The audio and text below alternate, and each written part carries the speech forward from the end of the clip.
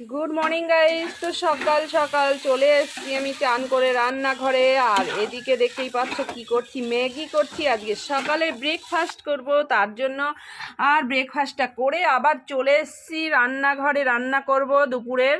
তো এদিকে দেখো কই মাছগুলো ভালো করে কেটে ধুয়ে লবণ হলুদ মেখে নিয়েছি, আর এদিকে আম ডাল বসিয়েছি, আর এখানে কড়াইয়ে বসাচ্ছি হচ্ছে পটল ভাজা।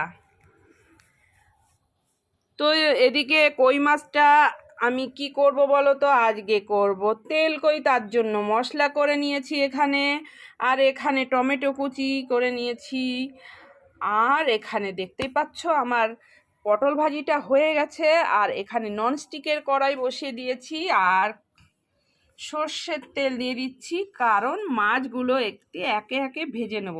তা এই ননস্টিকের কড়াইয়ে কই মাছগুলো ভাজতে খুব সুবিধা, তাই আজকে এই কড়াইটা নিয়েছি।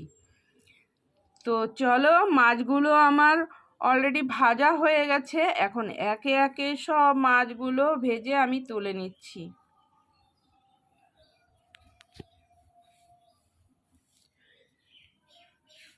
তো সব মাছগুলো আমার ভাজা হয়ে গেছে, আর এখন চলে এসেছি টেবিলে। সবার ভাত বেড়ে নিয়েছি, আর এখানে গরম গরম ভাত, পটল ভাজা, আম ডাল, আর হচ্ছে তেল কই।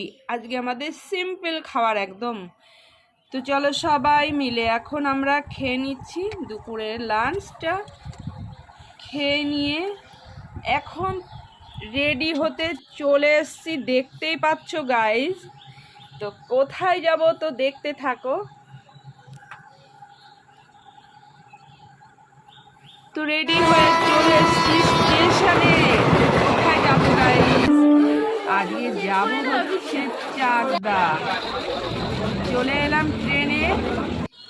তো চলে এলাম ট্রেন থেকে নেমে সোজা পাখার দোকানে। তো আমার অনেক দিনের একটা ইচ্ছা আজকে পূর্ণ হতে চলেছে।